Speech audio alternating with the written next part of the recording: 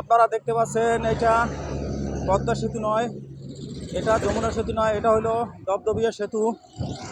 বরিশালের এই এপার থেকে ওপারে কর্ণকাটির সাথে সংযুক্ত করছে সেতুটি।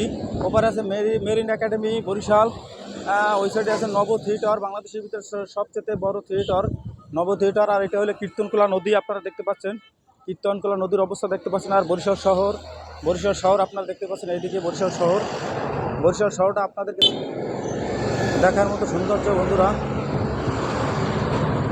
এই যে দেখা যায় গাড়ি আসতেছে, খুব সুন্দর দেখার মতো দৃশ্য।